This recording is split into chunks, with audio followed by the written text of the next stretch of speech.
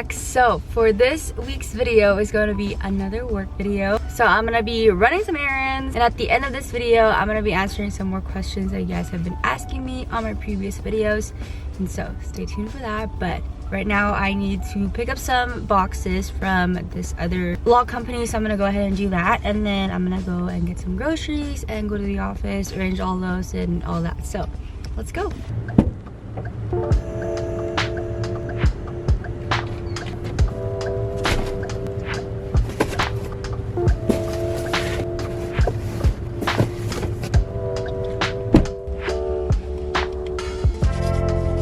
Okay, so we got 5 boxes back there, and they're not as heavy, so don't worry. But I'm gonna bring all this to the office and arrange it there. But before I go there, I'm gonna get some groceries.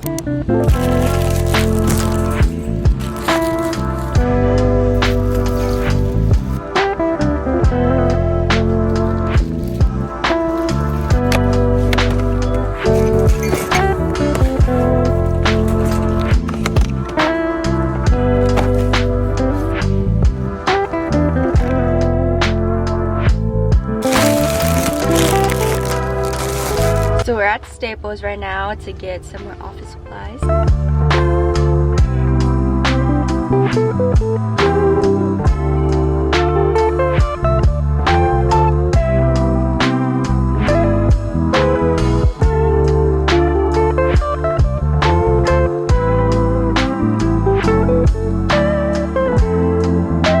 So there's quite a lot back there, like, yeah. Okay, I'm finally in the office, and there was a lot of back and forth in the car and inside, so I'm a little bit out of breath right now, but these are the things that I need to put away. But I only have 30 minutes to put everything away because there's people coming in at like 1:30 because there's a meeting at 2, so I'm gonna speed this up real quick.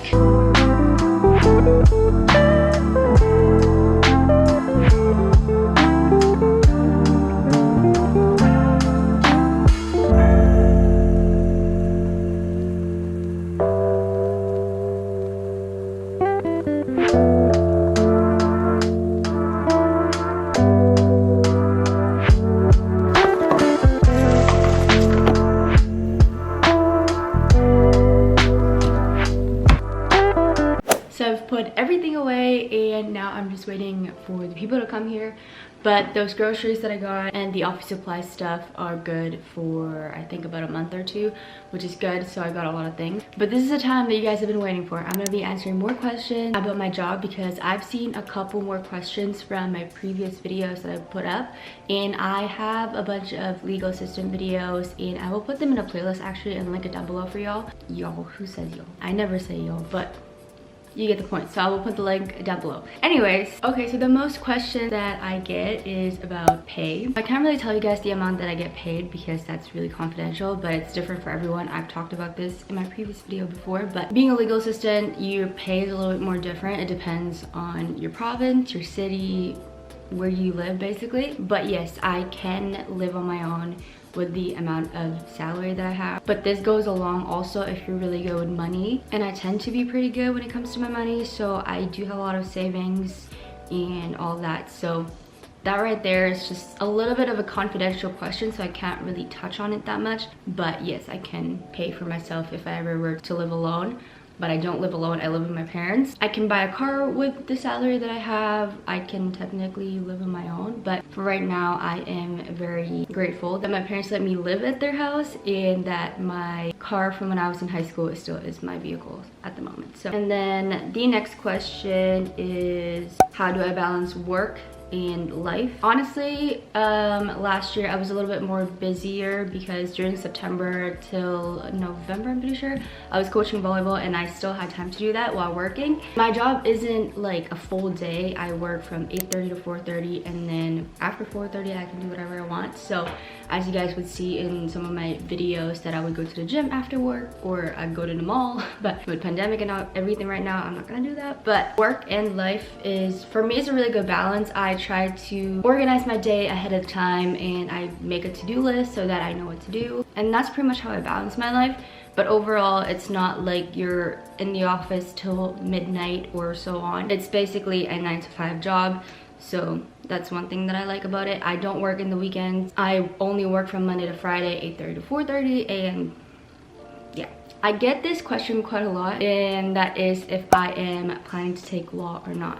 Honestly, at this point, I don't think I'm gonna pursue law. I'm gonna stay at this job for a little bit, and then obviously if there's more opportunities that I want to do in the future, then I would obviously do that. I'm still planning to go back to school, but I don't know what to take just yet, but I am planning to stay at this job for a certain amount of time. Another question is that, is it stressful? It's not stressful at all. I know the job title itself can be a little intimidating, but it's really not. I was intimidated at first.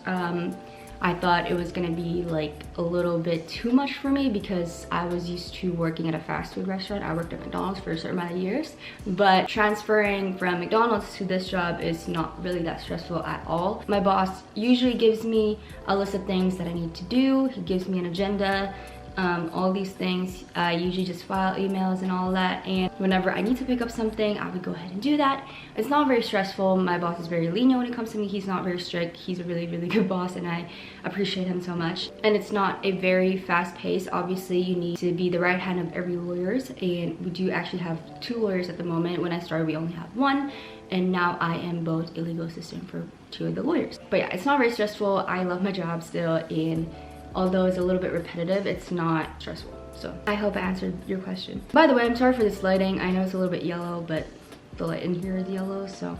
But the other question that I get a lot is that, did I get paid increase or not? From when I started till now, I did get a paid increase. For 5.5 months, I was in probation, and my pay then is different.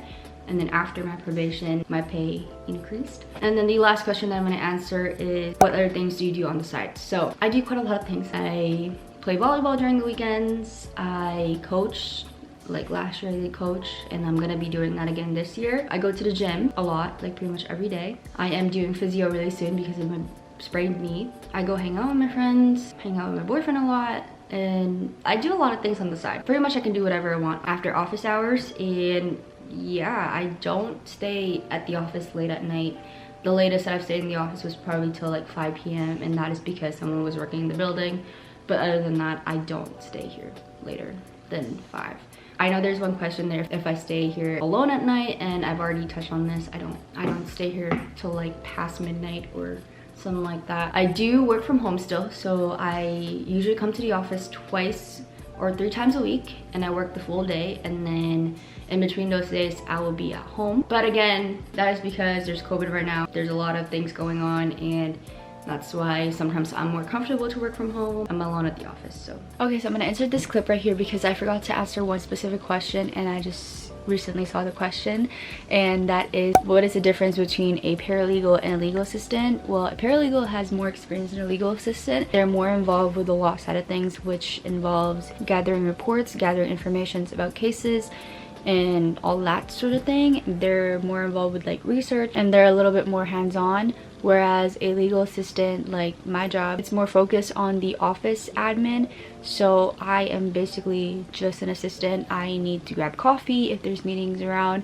I need to grab groceries if we need some stuff around for the office. My job only includes invoices, filing emails, filing documents, emailing people. If the lawyers can do that, I would do that. Printing some stuff off, like that kind of thing. It's just like basic office admin work, and the goal is for me to be a full paralegal, so I just need to accumulate more experience and take courses to be a paralegal. So within like probably the next 2 years or so, I would be considered as a paralegal because I'm more experienced and I know what's going on within the law firm. And yeah, they're basically the same when you look it up on Google, but that is the best way that I can describe what's the difference between the two. So but yeah, I hope I answered each and everyone's questions, and if you guys do still have more questions, let me know down below. But I think I've answered the most asked questions that I get from you guys. So if you do like this video, don't forget to give it a thumbs up and subscribe to my channel if you haven't already, and I'll see you guys next week. Bye.